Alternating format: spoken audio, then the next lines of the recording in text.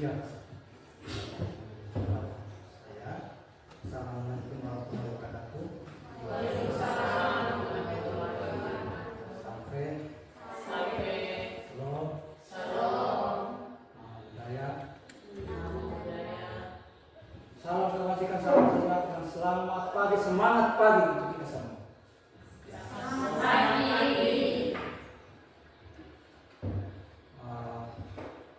Saya senang karena di sekolah kita ini CGP-nya itu sudah mulai banyak. Selamat mengikuti secara baik. Semoga apa yang akan disampaikan dapat ketikku dari awal sampai berakhir. Kalau semuanya kita lakukan dalam nama Tuhan, kita bekerja dalam nama Tuhan, kita akhirnya dalam nama Tuhan, saya yakin bahwa semuanya akan baik. Jadi saja saya bisa berikan kepada kita semua. Selamat mengikuti aktivitas kegiatan ini. Mohon maaf bila dalam satu dua kata ini barangkali ada kata-kata yang tidak berkenan pada kita semua. Janganlah itu disimpan di dalam hati kita. Mari kita menjadi kita dua orang untuk melakukan itu supaya apa yang kita ciptakan itu bisa tercapai. Sekian dan terima kasih.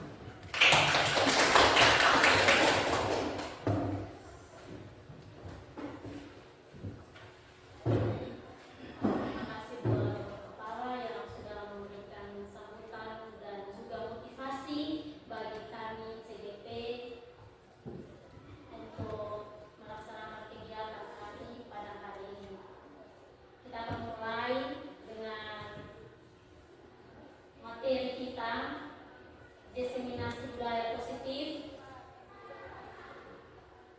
Namun sebelum kita mulai, saya minta supaya jangan tegang.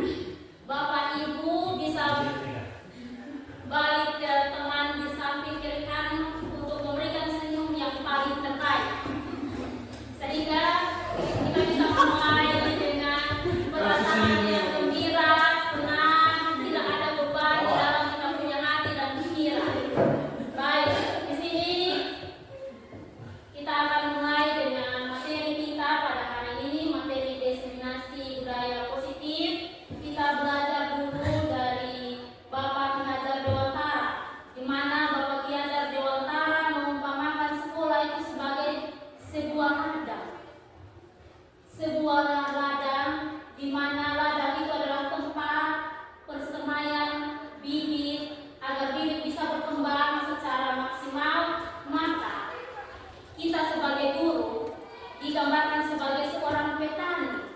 Petani itu dapat memperbaiki kondisi tanahnya, bagaimana cara memelihara tanaman tersebut dengan cara memberi air, memberi pupuk, memberi obat untuk dapat membasmi ulat-ulat atau jamur-jamur yang ada pada tanaman tersebut, sehingga tanaman tersebut bisa tumbuh dengan baik. Nah, tanaman di sini digambarkan sebagai siswa kita. Jadi tugas kita adalah kita bagaimana mendidik anak-anak kita, merawat mereka sehingga mereka bisa menjadi siswa yang baik, siswa yang berkarakter dengan ada profil pelajar Pancasila. Dari uraian tersebut kita dapat memahami bahwa sekolah itu seperti tadi ibaratkan sebagai tanah yang tempat bercocok tanam, sehingga guru harus mengusahakan sekolah itu menjadi sebuah lingkungan, satu lingkungan yang dapat menyenangkan, dapat melindungi dan dapat menjaga murid sehingga murid bisa belajar dengan baik, dengan nyaman, dan dia memiliki karakter profil Pancasila.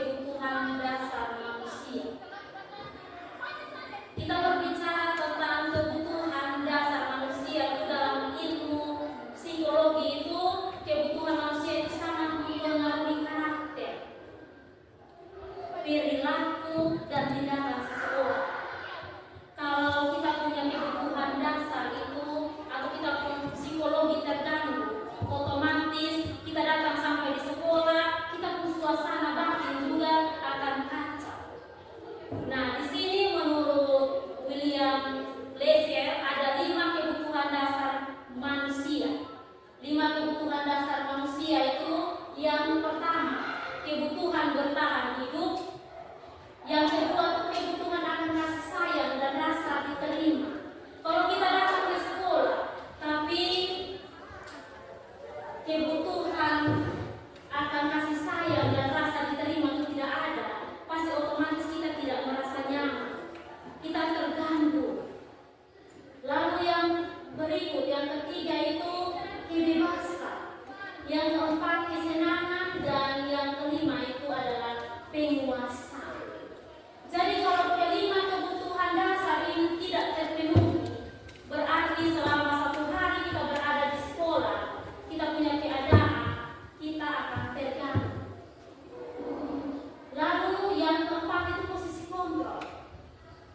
Dari posisi kontrol ini ada 5 posisi kontrol. Nanti sebentar sampai di penjelasan kita masing-masing akan tahu kira-kira saya di posisi penghukum kah, di pembuat masalah kok, atau di posisi sebagai teman, pemantau, atau manajer.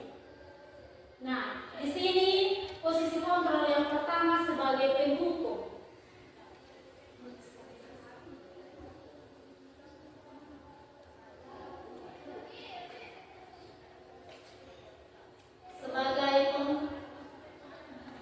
Sebagai penghukum,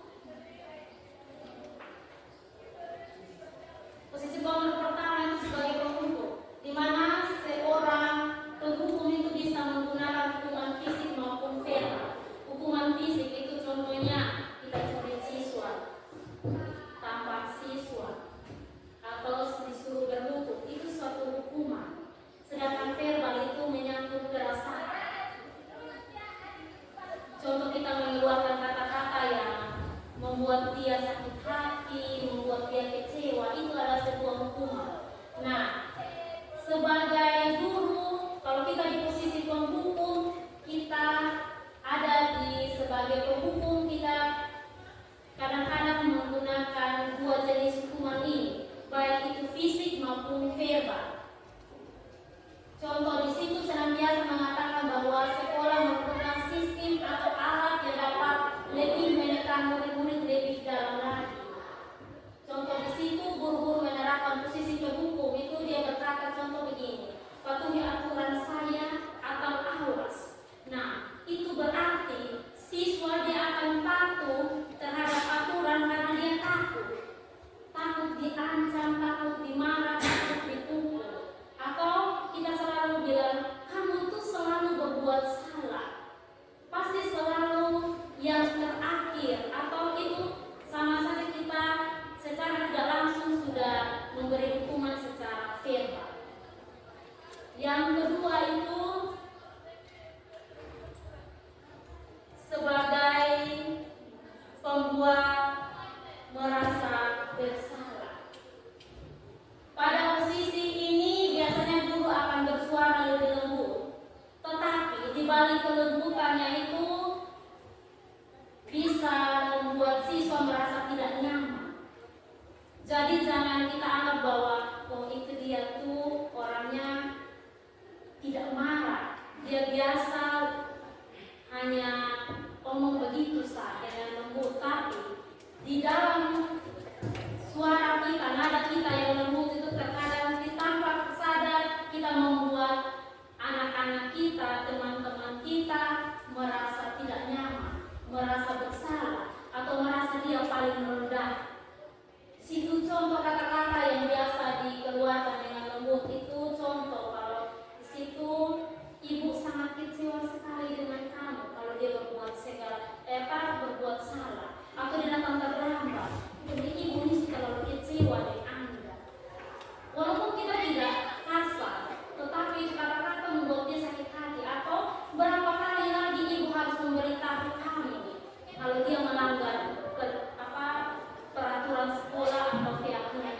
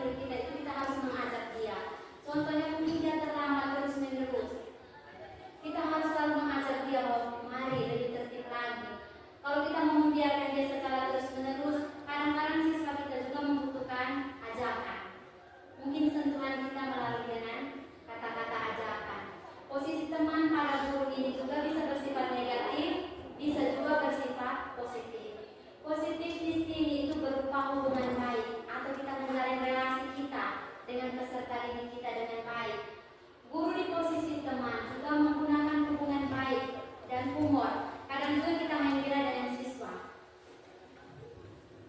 Contoh kata-katanya seperti, ayo bantulah ibu, atau ayo ingat tidak bantuan bapak ibu selama ini. Kita harus mengajak dia. Murid merasa dikecewakan dan tidak mau lagi berusaha. Hal yang mungkin timbul adalah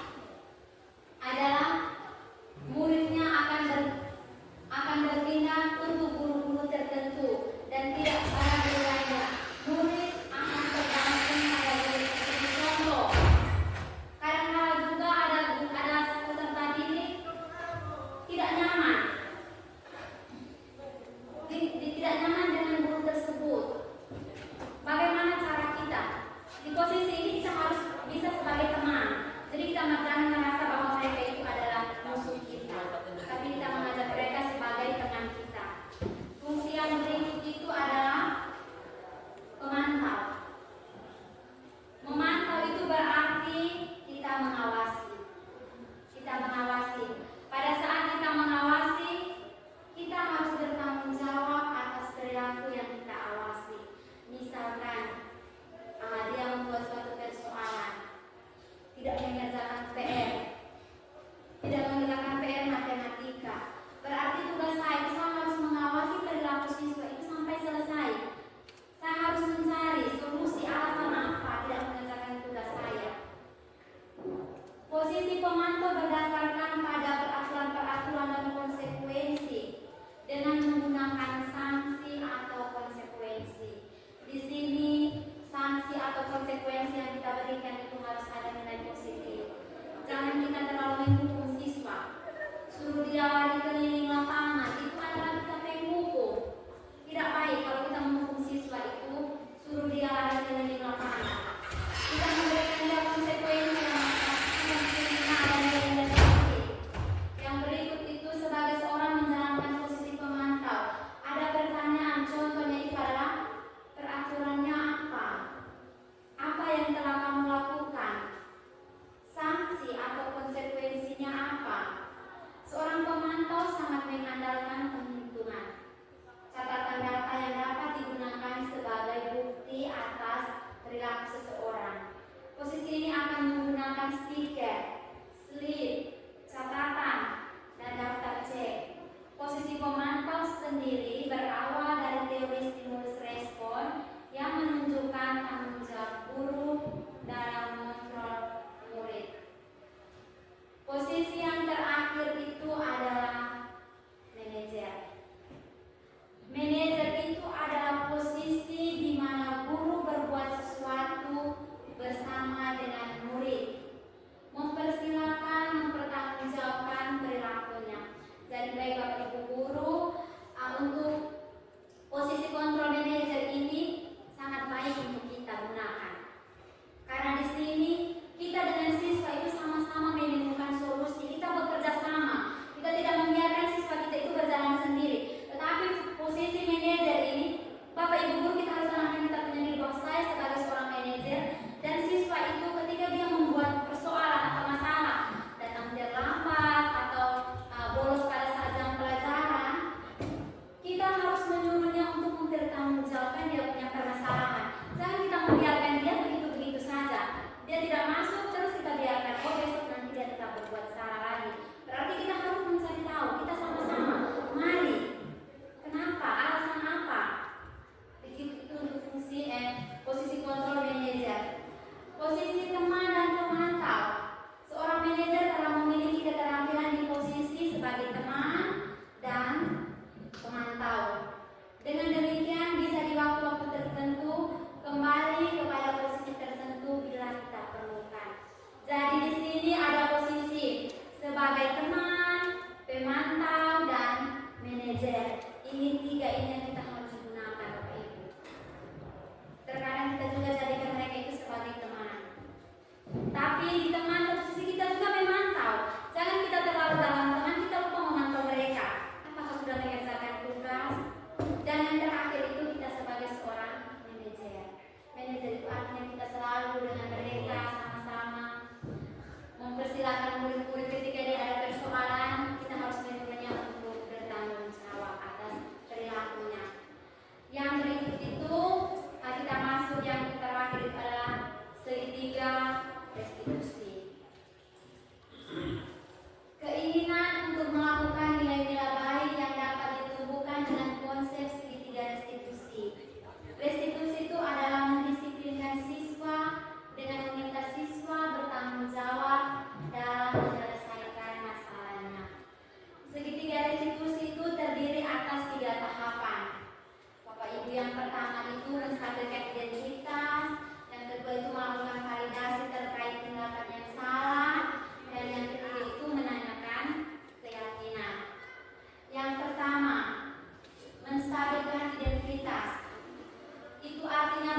Langkah awal yang perlu dilakukan pada segitiga restitusi itu adalah menstabilkan identitas. Di saat kita punya anak itu berbuat masalah atau berbuat salah, artinya ada kebutuhan dasarnya itu yang tidak terpenuhi. Langkah ini bertujuan untuk mengubah orang yang gagal karena berbuat kesalahan itu menjadi sukses. Saat dalam kondisi emosional, otak kita tidak akan mampu berpikir secara rasional. Pada tahap inilah guru berupaya menstabilkan identitas anak sehingga bisa lebih tenang dalam mencari solusi dan mencari permasalahan. Langkah yang kedua itu adalah validasi tindakan yang salah. Langkah kedua yang perlu dilakukan yakni memvalidasi tindakan yang salah. Guru, kita Bapak Ibu guru itu harus memahami kebutuhan dasar yang melatar belakangi anak berbuat kesalahan. Mungkin dia berbuat kesalahan itu pasti dia ada satu persoalan, ada unsur-unsur yang tumbuh dalam dirinya, makanya dia berbuat kesalahan. Mengacu pada teori kontrol, segala tindakan manusia pasti mempunyai maksud dan tujuan. Anak-anak kita berbuat salah, contoh, dia tidak datang ke sekolah atau dia terlambat, pasti dia punya tujuan tertentu, dia tidak datang ke sekolah terlambat. Tetapi pada umumnya kita Bapak Ibu guru belum mencari tahu dia punya persoalannya, kita sudah memvonis dia. Kita selalu memvonis siswa, kau ini terlambat. Tapi Bapak Ibu kita harus ingat, mungkin dia ada persoalan dari rumah. Adakah kebutuhan dasarnya tidak terpenuhi? Bisa juga. Nah, dia terlambat terus menerus, kita harus mencari tahu. Jangan kita langsung memvonis dia. Kita harus memvalidasi dia punya tindakan. Mungkin mamanya ada sakit, sehingga dia masih rawat orang tuanya, makanya dia datang sekolah terlambat. Ada juga, terkadang juga kita punya siswa, mungkin orang tuanya masih cari uang. Kita tidak tahu, tapi kita ini hanya berdiri sebagai penghukum. Kita berdiri dengan kita punya seragam lengkap, kita langsung hai kau berlutut, tidak baik. Jadi Bapak Ibu mulai sekarang kita mulai berbenah pelan-pelan. Kita jangan dari sini. Yang terakhir itu adalah menanyakan keyakinan. Langkah ketiga restitusi menanyakan keyakinan. Teori kontrol berpendapat bahwa manusia termotivasi secara internal.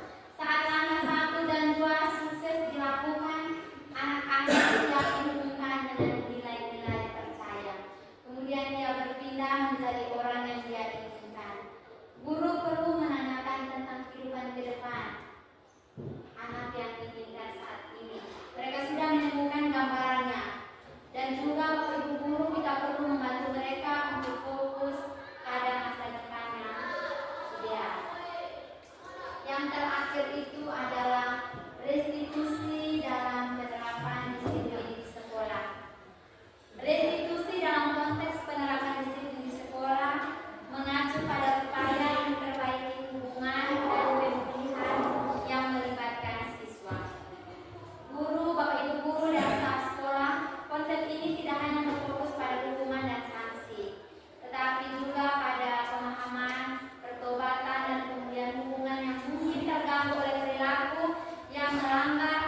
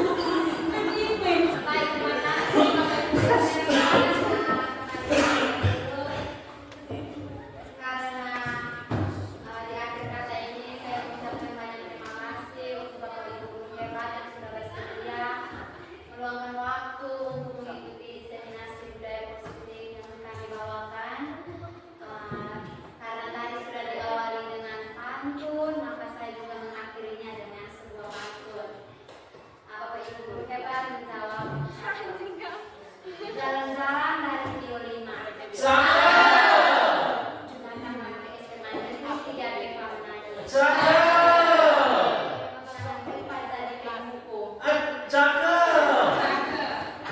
kita menjadi manajer yang canggih. Oh. Ayo kita kembali ke ruangan kita masing-masing. Karena diawali dengan doa, saya menutup kegiatan ini juga dengan doa. Saya memimpin doa ini menurut keyakinan saya. Dalam nama Bapa dan Putra dan Roh Kudus. Amin.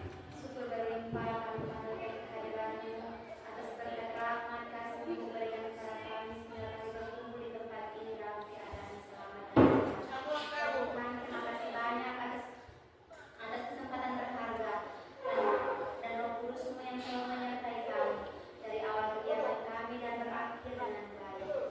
Segala doa dan permohonan kami hari ini ya Tuhan, kami sampaikan kepada-Mu lewat ajaran Kristus Tuhan kami. Dalam nama Bapa dan Putra dan Roh Kudus.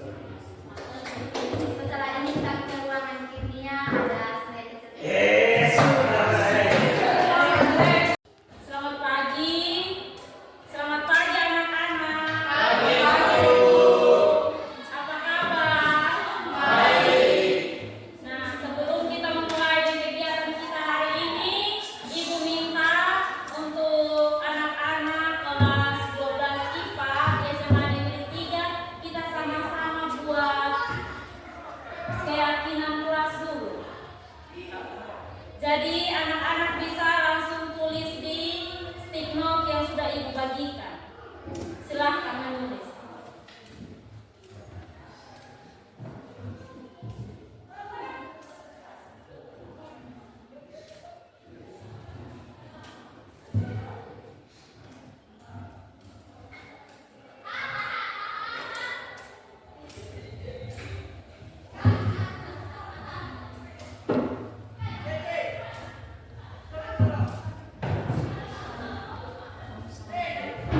Jadi baik adik anak-anak semua, di sini Ibu ada bagi keyakinan dan kesepakatan kelas.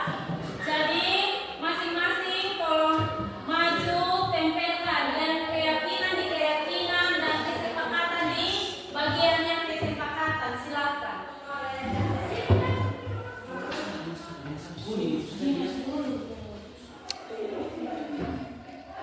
Silakan maju sudah.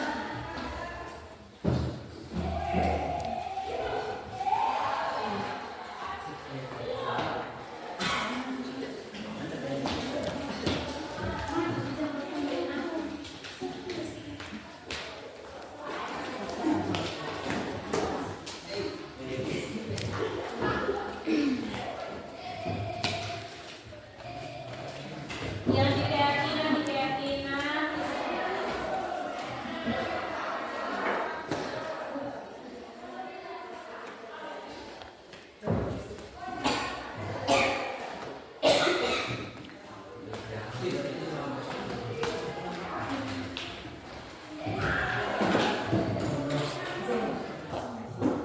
Dari yang tadi keyakinan kelas di sini dan kesepakatan kelas kita di sini, ingat kita membuat keyakinan atau dan kesepakatan kelas ini agar bisa membantu kita untuk bisa menjadi anak-anak yang disiplin. Di sini ada ditulis tentang menolong teman, hadir tepat waktu di sekolah, pulang tepat waktu, menjaga kebersihan, saling menghargai, saling menghormati, menolong, dan berdoa sebelum dan sesudah mulai pelajaran. Jadi ingat, kesepakatan yang kita sudah sepakati bersama ini merupakan aturan kelas kita. Bisa? Jadi ini bisa menolong kita supaya kita belajar untuk jadi anak-anak yang disiplin. Ingat baik-baik apa yang sudah kita sepakati bersama, tidak boleh melanggar. Bisa? Terima kasih karena kita sudah buat kesepakatan kelas. Ingat baik-baik untuk bisa menjalankannya. Sekian dan